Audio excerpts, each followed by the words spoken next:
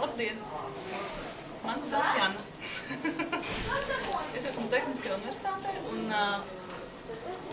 tiem cilvēkiem, kuriem ir portatīvais dators, dalu zēla dzīvotības mobīlo internetu.